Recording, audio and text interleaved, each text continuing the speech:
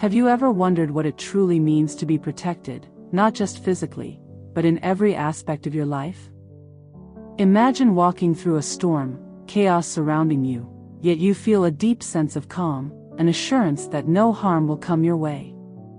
This isn't just a comforting thought, it's a promise. A promise found in one of the most powerful passages of the Bible, Psalm 91. This ancient text, written thousands of years ago, speaks of a divine protection that transcends time and space. It's not just about physical safety, but about finding refuge in a higher power, about discovering a place where fear has no foothold, where peace reigns despite the turmoil around you. Today, we're going to dive deep into Psalm 91, unraveling its rich layers, and exploring what it truly means to dwell in the secret place of the Most High. Let's start with the opening line. He who dwells in the secret place of the Most High shall abide under the shadow of the Almighty. What is this secret place? Is it a physical location, a state of mind, or perhaps something more profound? The concept of a secret place suggests intimacy, a closeness with God that isn't accessible to everyone, only those who seek it earnestly. It's a place where the noise of the world fades, where the worries and anxieties of daily life are left at the door.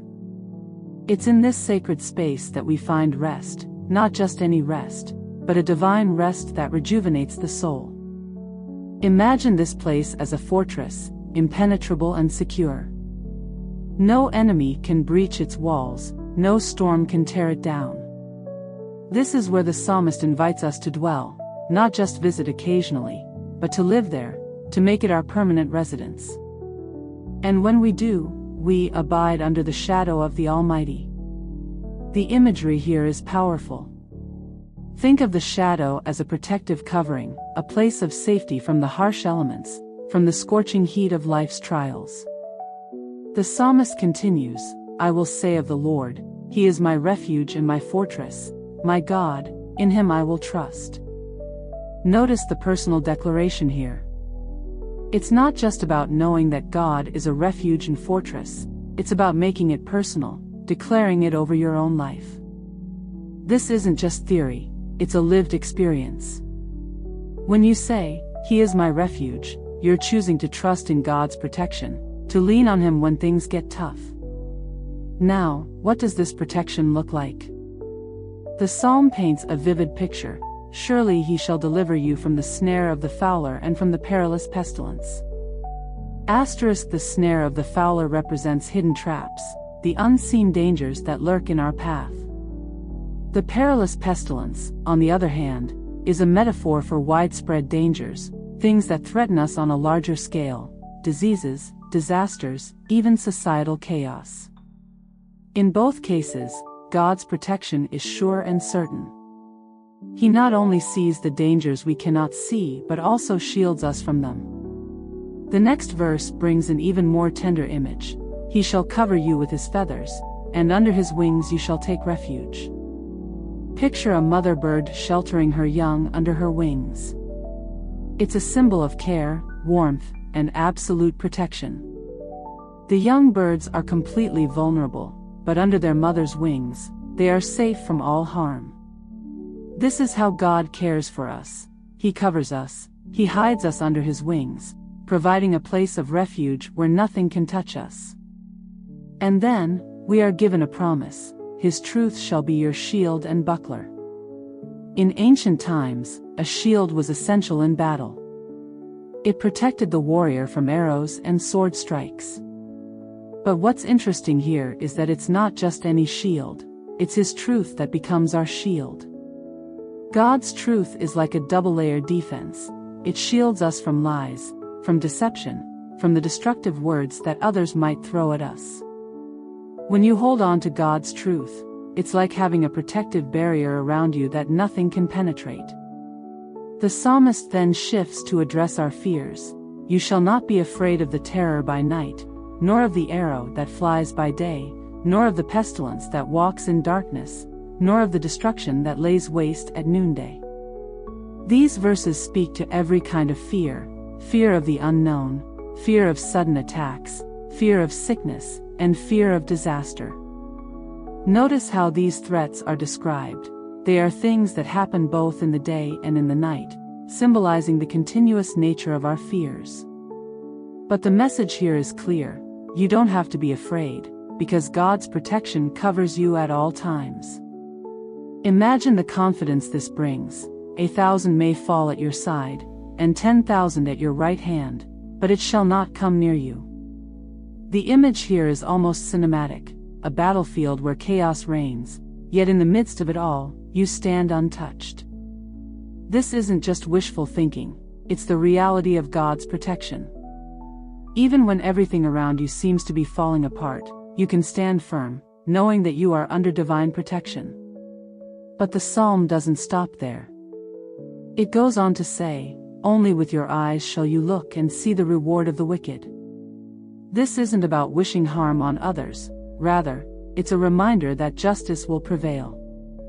The wicked, the forces that work against God's purposes, will ultimately be dealt with.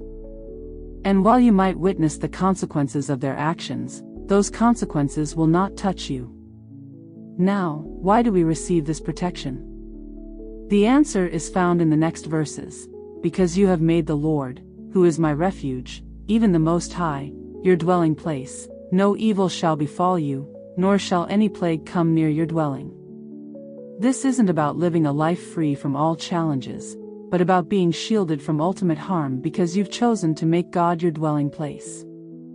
When you live in God's presence, when you make Him your refuge, you're placing yourself in a position of divine protection.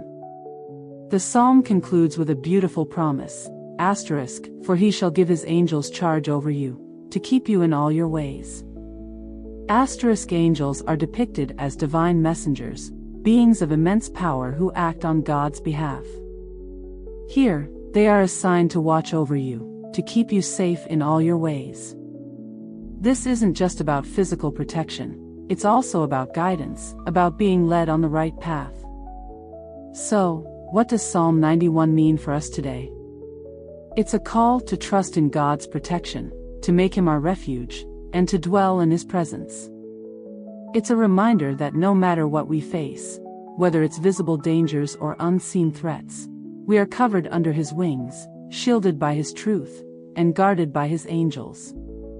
This psalm isn't just words on a page, it's a powerful declaration of faith, a source of comfort, and a reminder that we are never alone. Let's delve even deeper into this extraordinary passage, and explore how the themes of protection, refuge, and divine care can resonate in our lives today. Picture yourself on a journey, not a physical one, but a journey of faith. Each step you take brings you closer to the secret place of the Most High. This journey isn't always easy. There are obstacles, distractions, and moments of doubt. But every time you choose to move forward, you get closer to that place of intimate connection with God. The secret place isn't something you stumble upon, it's a destination you reach through intentional seeking. It's the quiet moments in prayer, the times when you shut out the noise of the world to listen to the still, small voice of God. It's when you read the scriptures not just for knowledge, but to hear what God is speaking to your heart. This secret place is where you find strength, where your faith is fortified, and where you receive the peace that surpasses all understanding. Let's imagine a scenario. There's a woman named Sarah. Sarah has faced many challenges in her life: financial struggles, health issues, and relationship problems. Every time she thought she was about to catch a break, something else would go wrong. She was exhausted, both physically and emotionally. One night, as she was lying in bed, feeling overwhelmed by her circumstances, she remembered Psalm 91, a passage her grandmother used to recite to her as a child. Sarah decided to start reading Psalm 91 every day. At first, it was just a routine, something to help her feel a little better. But as the days went by, something began to change. The words started to sink in.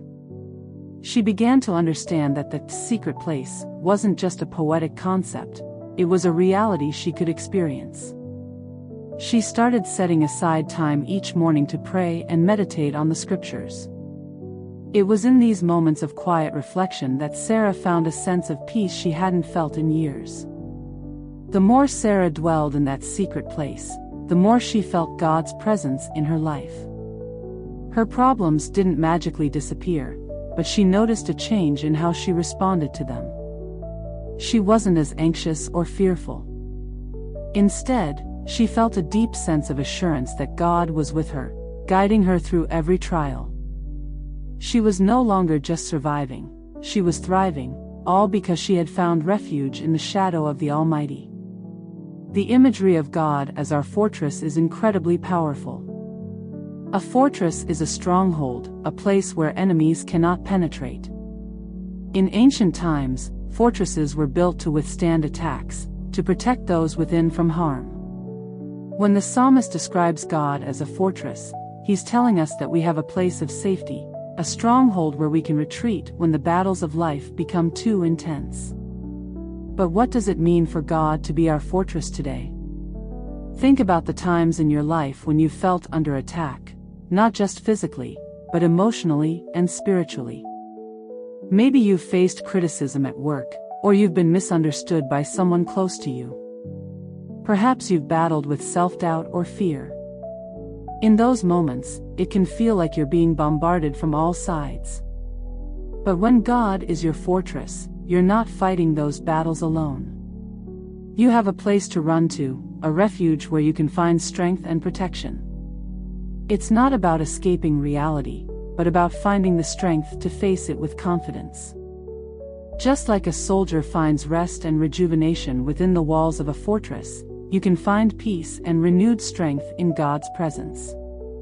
Consider a man named David, who was struggling with the pressures of his job. Every day felt like a battle, unrealistic expectations from his boss, tension with his coworkers, and the constant fear of failure. David was on the verge of burnout. One Sunday, during a church service, the pastor spoke about God being our fortress. David had heard this metaphor before, but that day, it resonated with him in a new way. He realized that he didn't have to carry the weight of his job on his own. David began to pray before work each day, asking God to be his fortress. He visualized himself stepping into a stronghold where he was protected from the negativity and stress of his workplace. As he did this, he noticed a shift. He still faced challenges, but he didn't feel as overwhelmed. He found himself responding to difficult situations with more patience and wisdom. God had become his fortress, giving him the strength to face each day with renewed courage. In a world where truth is often distorted and twisted, the idea that God's truth can be our shield is incredibly reassuring. We are constantly bombarded by information, much of it conflicting or misleading. It's easy to feel lost or confused, not knowing what to believe or who to trust. But Psalm 91 reminds us that God's truth is a shield, a protective barrier that guards our hearts and minds. When we hold on to God's truth, we are not easily swayed by the lies of the enemy. We are protected from the doubts and fears that try to infiltrate our minds. Think about a young woman named Emily. She struggled with self-worth and often compared herself to others, especially on social media. The constant stream of images and messages made her feel like she wasn't good enough, like she had to meet impossible standards to be valued. But then Emily began to immerse herself in God's Word. She started to meditate on verses that spoke of her worth in God's eyes, of how she was fearfully and wonderfully made. As Emily held on to these truths, they became her shield. The negative thoughts that once plagued her began to lose their power. She no longer felt the need to measure herself against others because she knew that her worth was not defined by the world, but by God. His truth had become her shield, protecting her from the lies that once held her captive. One of the most profound promises in Psalm 91 is the freedom from fear. You shall not be afraid of the terror by night, nor of the arrow that flies by day. Fear is a powerful emotion, one that can paralyze us and keep us from living fully. But God promises that when we dwell in His presence, we do not have to live in fear. Imagine an older man named John, who had spent most of his life fearing the unknown, health issues, financial instability, the safety of his family. These fears consumed him, robbing him of joy and peace. But as John began to meditate on Psalm 91, he found himself releasing those fears to God. He began to trust in God's protection, believing that no matter what happened, God was in control. As John let go of his fears, he noticed a change in his life. He started to enjoy life more, to appreciate the small moments of joy. He spent more time with his family, no longer worried about what might go wrong. He lived with a new sense of freedom, knowing that he was under the protection of the Almighty. The psalm concludes with the assurance that God gives His angels charge over us. Angels are often depicted as powerful beings who execute God's will. They are messengers, protectors, and guides. While we may not always be aware of their presence, the Bible assures us that they are actively involved in our lives, keeping us safe and guiding us on the right path. Think about a young boy named Daniel, who was once lost in a crowded marketplace. His parents were frantic, searching for him everywhere. But Daniel was calm. He remembered the story his Sunday school teacher had told him about angels watching over us. He whispered a prayer, asking God to send an angel to help him. A few moments later, a kind stranger approached him, asking if he was lost. The stranger helped Daniel find his way back to his parents. Whether or not that stranger was an angel, Daniel believed that God had sent help in his time of need. This story is a reminder that we are never truly alone. Even in the most confusing or frightening situations, God's angels are there, watching over us, guiding us, and protecting us. As we wrap up this exploration of Psalm 91, I want you to take a moment to reflect on what this psalm means for your life. It's not just a passage to be read, it's a promise to be lived. When you dwell in the secret place of the Most High, when you make God your refuge, you are placing yourself under His protection. You are choosing to live without fear, knowing that no matter what comes your way, you are shielded by His truth, covered by His wings, and guarded by His angels. So, as you go about your daily life, carry this psalm with you. Let it be a reminder that you are never alone, that you have a refuge in God, and that His protection is always with you. Whether you face challenges at work, struggles in your relationships, or fears about the future, remember that you are under the shadow of the Almighty. I want you to carry this message with you. God's protection is real, it's powerful, and it's available to you. All you have to do is choose to dwell in that secret place, to make Him your refuge. And as you do, may you experience the peace that comes from knowing that you are under the shadow of the Almighty. Thanks for watching this video. If you enjoyed this video and found it helpful, be sure to give it a thumbs up and share it with others who might benefit.